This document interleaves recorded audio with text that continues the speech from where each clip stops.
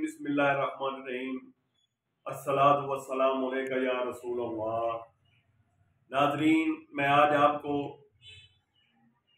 इस्तक़बाल रमज़ान की उन्वान से आज से ये सिलसिला शुरू कर रहा हूँ और इंशाअल्लाह ताला 30 रमज़ान तक ये मुसलसल हर रोज़ आपको एक वीडियो मेरी आपको नज़र आएगी रमज़ान के वज़ाइफ के मुतल्लिक़।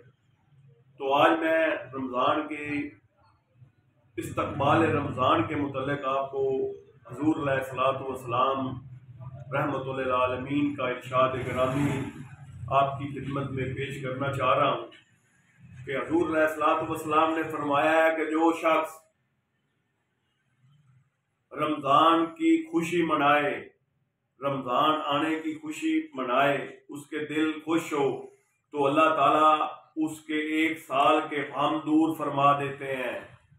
मेरी बात दोबारा सुन लें। अल्लाह ताला के नबी पाक ने फरमाया है, जो शख्स रमज़ान आने की खुशी मनाए और उसका दिल खुश हो कि रमज़ान आ रहा है तो अल्लाह ताला उसके एक साल के गम दूर फरमा देते हैं।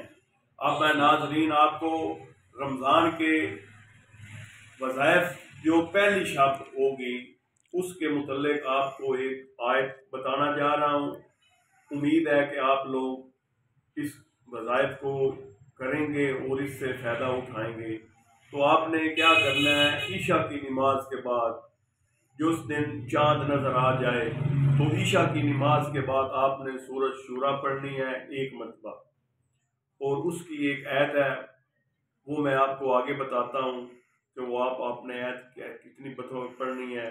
तो अल्लाह के पाक नबी में फरमाया है कि जो आदमी पहले रमज़ान ईशा की नमाज के बाद सूरज शूरा पढ़ेगा और साथ वहुवल वलीयुल हमीद पढ़ेगा 70 मरतबा, अल्लाह ताला उसके 70,000 गुनाह माफ़ फरमा देंगे। वमा अलैना इल्लल बलाग। उम्मीद है कि आप मेरे चैनल को लाइक करेंगे और सब्सक्राइब करेंगे। शुक्रिया।